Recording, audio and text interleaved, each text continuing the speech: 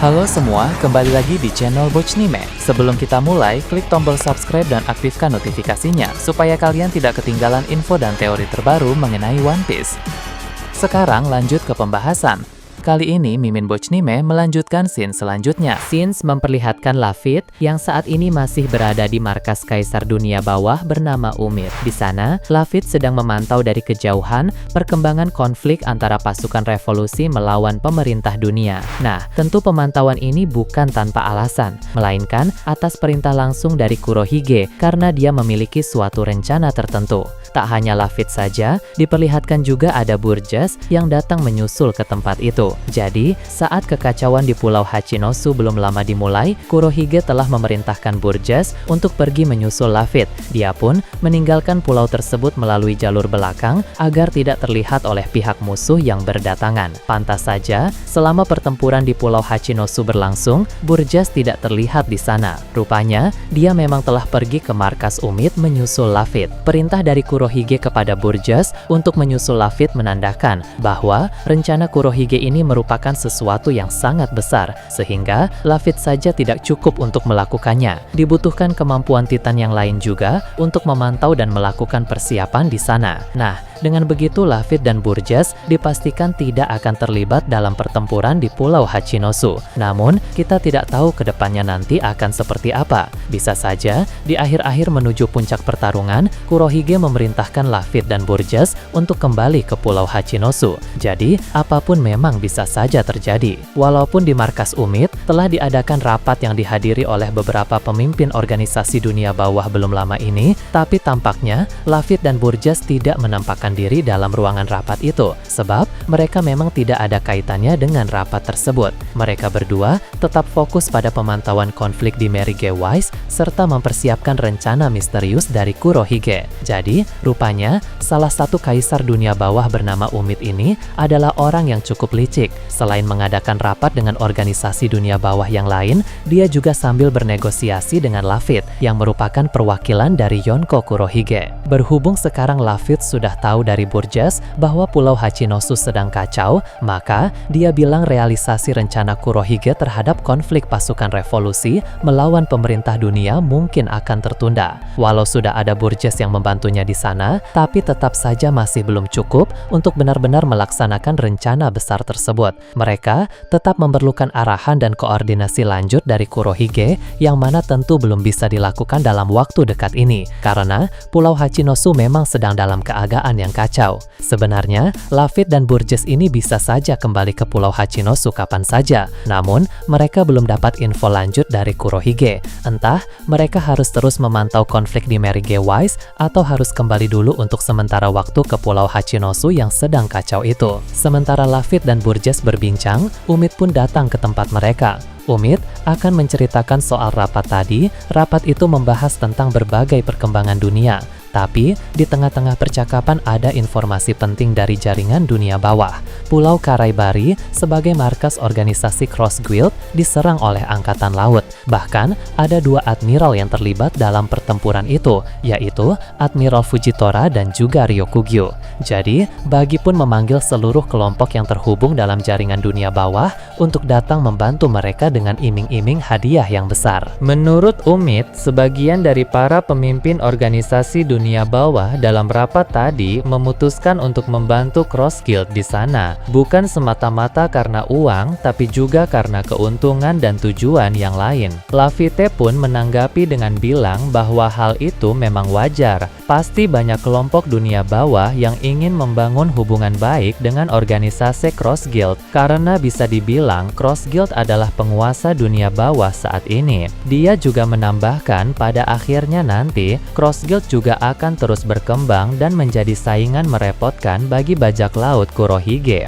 Burgess pun berkata, itu bukan masalah besar selagi rencana Kurohige terus berjalan dengan lancar. Jadi tak masalah siapa saja yang akan menjadi saingan mereka.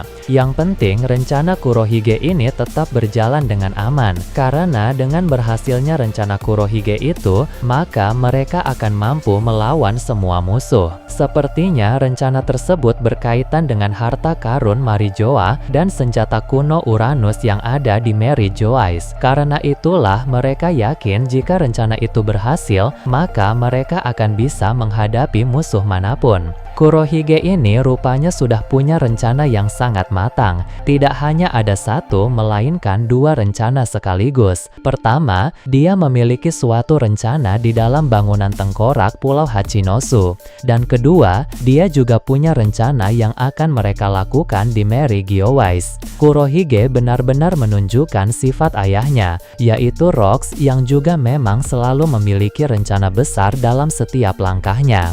Beralih ke Pulau Hachinosu, kelanjutan pertempuran di sana kembali mendapat sorotan. Kali ini kita kembali membahas soal Vasco Shot dan beberapa aliansi Kurohige yang menyerang Bogart di sana. Sebagaimana kita bahas pada video sebelumnya, Bogart sudah datang ke Pulau Hachinosu sebagai bala bantuan untuk Angkatan Laut. Dia baru muncul di sana karena beberapa waktu yang lalu, Bogart sedang dalam misi penting yang lain. Dia datang ke sana bersama dengan Vice Admiral Smoker dan juga Vice Admiral Dole. Aksi dari tangan kanan Garp itu pun sangat memukaukan dan sangat dikhawatirkan oleh pihak musuh. Sehingga wajar Vasco Shot dan kawan-kawan langsung menargetkannya untuk segera diserang. Mereka melancarkan serangan tiba-tiba secara bersamaan. Tapi Bogart langsung menyadari itu dan bereaksi dengan cepat. Dia memakai teknik tebasan beruntun yang sangat kuat, sehingga sebagian dari rekan-rekan Vasco Shot langsung bertumbangan.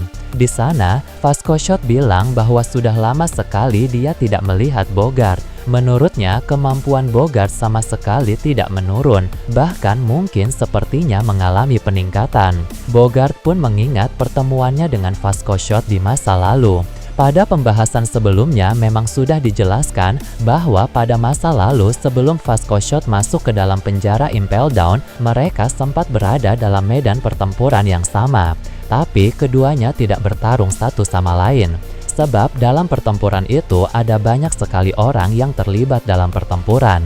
Bogart pun bilang, berhubung dulu mereka tidak sempat bertarung, maka sekarang adalah saat yang tepat untuk melakukan pertarungan di sana. Nah, Vasco Shot kesal dan merasa tertantang mendengar ucapan tersebut, sehingga dia langsung memakai serangan api seperti yang pernah dia lancarkan kepada Garp tempo hari.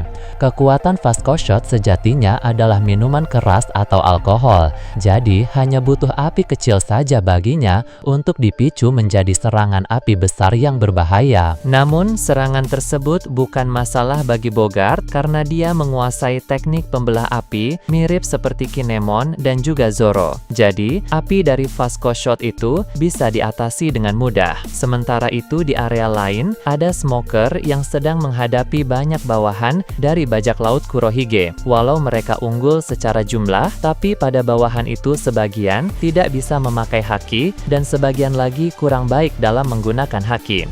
Jadi, mereka sangat kerepotan melawan kekuatan logia asap Smoker. Dia memakai beragam teknik serangan asap untuk menumbangkan mereka semua. Tashigi pun ada di sana dan melindungi para marinir yang sedang terluka. Kemudian, Vice Admiral Dole telah tiba di lokasi Prince Grus dan juga Kujaku yang sedang menghadapi Seraphim Mihawk bersama para marinir lain. Diberitahu oleh Kizaru bahwa Seraphim di Pulau Hachinosu telah menjadi musuh akibat ulah Katarina Devon. Dole pun menjadi kesal karena sewaktu di Pulau Egghead yang lalu, pasifista model Kuma sempat menjadi musuh mereka karena diperintahkan oleh Bonnie yang sudah mendapatkan otoritas para pasifista model Kuma. Nah sekarang, di Pulau Hachinosu malah giliran para Seraphim yang menjadi musuh mereka karena ulah dari Katarina. Dole pun bilang, inilah mengapa dia tidak suka jika Angkatan Laut terlalu bergantung pada kekuatan teknologi. Perkataan Dole memang ada benarnya, karena kekuatan teknologi bisa berpindah kubu dengan sangat mudah bila musuh tahu cara memanfaatkan programnya. Rupanya, tidak semua angkatan laut di sana yang suka dengan penemuan Vegapunk. Ada beberapa dari mereka yang sebenarnya tidak suka. Hanya saja, karena perintah dari atasan harus membawa teknologi-teknologi itu, maka mereka pun terpaksa harus menggunakannya. Doll sendiri lebih suka menggunakan teknik bela diri. Karena itulah, dia menguasai teknik Rokushiki dengan sangat baik. Menyoroti ruangan utama di lantai paling atas bangunan tengkorak Pulau Hachironsu, di sana Denden Mushi utama berdering. Namun, karena tidak ada siapa-siapa di sana, maka tidak ada seorang pun yang bisa menjawab panggilan itu. Seperti yang kita tahu, semua komandan Titan sedang sibuk bertarung. Bahkan, para komandan Titan yang sudah berada di bangunan tengkorak pun masih dihalangi oleh para kru inti bajak laut Akagami. Devon, yang sudah mencapai lantai tengah pun masih dihadang oleh musuh. Jadi, memang lantai paling atas bangunan tengkorak itu tidak ada siapa-siapa. Panggilan Denden Mushi utama itu berasal dari Lafitte. Sepertinya, dia mau menyampaikan beberapa informasi yang penting terkait soal keadaan di Merigewes, soal pertempuran pasukan revolusi melawan pihak pemerintah dunia, dan juga soal kelanjutan rencana mereka untuk merebut senjata kuno Uranus. Beralih ke area lain di Pulau Hachinosu, ada kelanjutan pertarungan dari Ben Beckman melawan Kuzan. Setelah Kuzan melancarkan serangan dinding es raksasa, Ben Beckman langsung menggunakan Haoshoku Haki-nya. Seketika, dinding es Kuzan runtuh. Kemudian, Kuzan mengubah serpihan es tadi menjadi burung es besar yang sangat banyak jumlahnya, dan seketika menghantui Ben Beckman. Terlihat Ben Beckman sedikit kesusahan menghindari serangan burung es milik Kuzan itu. Ben pun memfokuskan Haki Shoku Haki dan Kenbun Shoku Haki-nya sekaligus untuk bersiap menghadapi serangan besar tersebut. Di kejauhan, ada Kizaru yang sedang memantau pertarungan Shanks melawan Kurohige. Sementara itu, dia juga sempat melihat ke arah Ben Beckman dan Kuzan. Kizaru itu pun bicara sendiri dengan berkata, sudah lama sekali dia tidak melihat Kuzan menggunakan jurus itu. Jadi, teknik untuk menciptakan banyak burung es besar yang Kuzan ciptakan sekarang sudah pernah dia gunakan juga dalam suatu momen pada masa lalu. Dan kebetulan pada saat itu dilihat juga oleh Kizaru. Jurus ini hanya dipakai dalam keadaan-keadaan tertentu saja, karena memiliki dampak besar dan membutuhkan energi yang banyak. Kizaru belum mau terlibat dalam pertarungan melawan Kuzan dan Ben Beckman lagi, karena dia saat ini masih ingin memantau pertarungan antara Shanks melawan Kurohige. Beralih ke tempat lain yang jauh dari sana, pertempuran 4 kapten divisi armada besar melawan angkatan laut dan para bounty hunter masih terus berlanjut. Di sana, Cavendish sedang bertarung 1 lawan 1 menghadapi bos dari para bounty hunter itu. Orang ini memiliki kekuatan yang besar dan juga memiliki banyak pengalaman bertarung. Cavendish memasuki mode setengah Hakuba yang membuat pergerakannya menjadi sangat cepat. Dalam mode itu, dia berhasil membuat bos bounty hunter itu terdesak dan mengalami beberapa luka yang cukup parah. Tapi tak lama berselang, orang itu akan mengoptimalkan penggunaan Kenbun Shoku Haki untuk merasakan arah dari serangan Cavendish. Dengan begitu, perlahan dia mulai bisa mengimbangi serangan-serangan cepat dari Cavendish. Cavendish pun mulai merasa kerepotan karena mode setengah Hakuba sebentar lagi akan segera berakhir. Mengapa dia hanya bisa memakainya dalam waktu yang sangat singkat? Karena beberapa waktu yang lalu, ketika menghadapi para Vice Admiral, Cavendish juga menggunakan mode tersebut. Jadi, energinya saat ini memang sudah banyak terkuras. Ketika dia memakainya lagi kali ini, Cavendish tidak akan bisa untuk mempertahankan mode setengah Hakuba berlama-lama. Nah, meski begitu, Cavendish mulai memikirkan suatu solusi yang lain. Dia ingin mencoba sesuatu yang baru dalam mode setengah Hakuba tersebut.